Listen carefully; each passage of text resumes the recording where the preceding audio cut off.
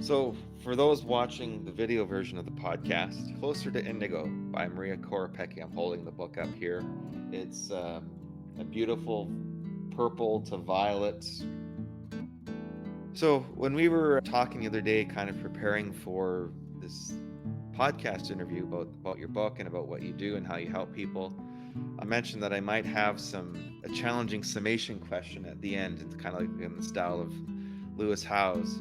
For someone who is in your wheelhouse, the artist, the dreamer, the explorer, the nature lover, who's having to exist in this very concrete, artificially lit, fast food processed reality.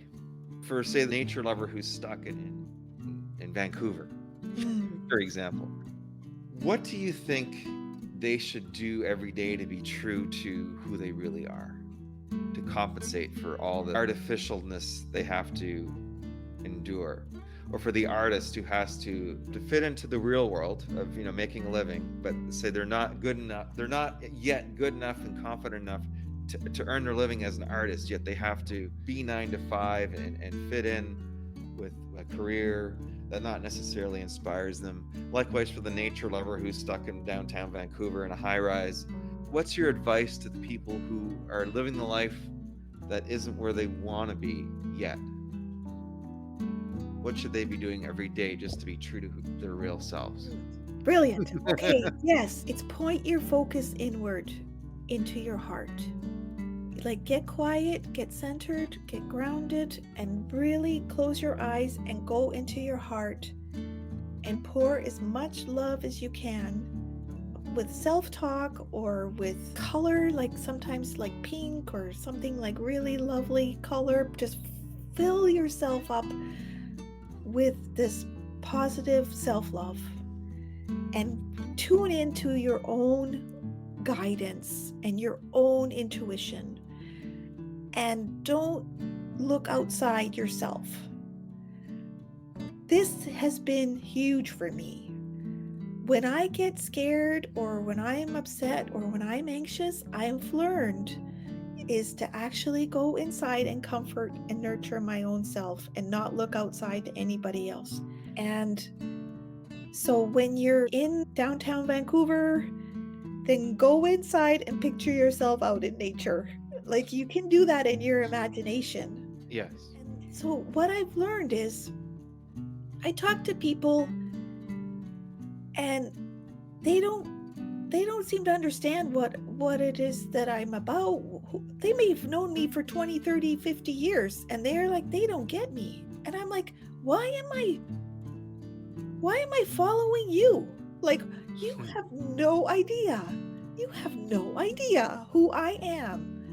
I'm going to trust my own self and love myself.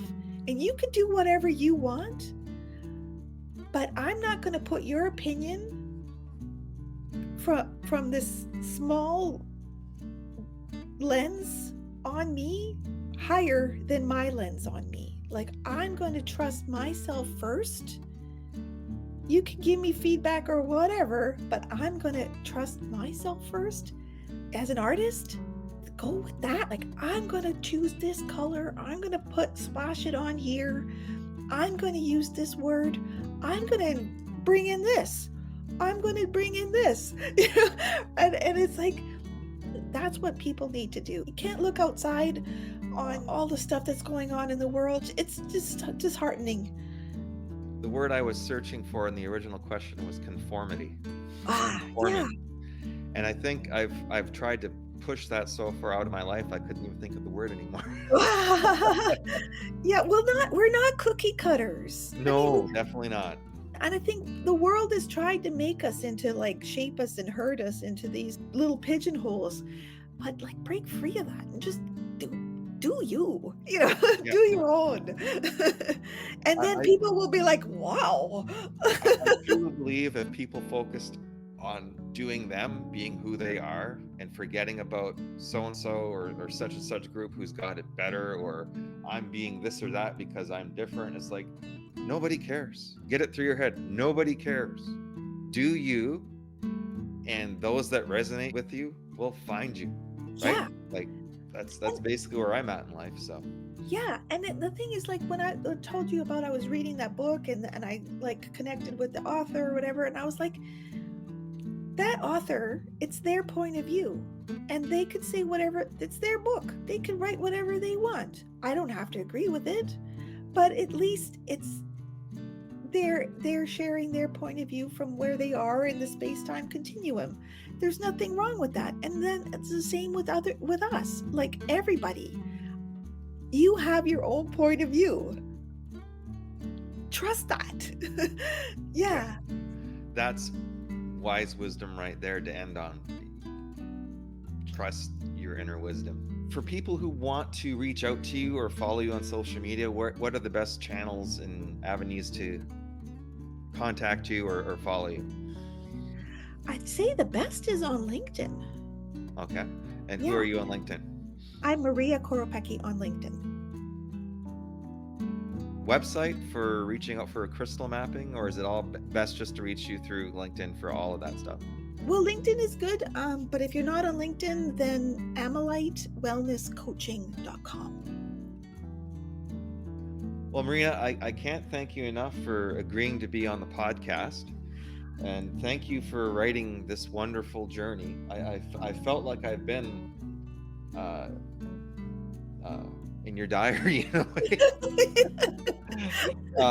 It was just a great trip, and I can't wait for book 2 in the series. I don't know what that title will be, but Reaching Indigo, maybe, I don't know, but thank you so much for joining me. I really appreciate it, and I will be in touch about doing a crystal mapping session. I want to learn more about it, so Okay. thank you so much. Oh. And for those of you who've made it to the end of this episode, thank you so much for listening. Appreciate your support. If you have questions for Maria, reach out to her on LinkedIn. All right, thank you so much, Maria, and we'll catch you in the next one. Thank you so much, Tom.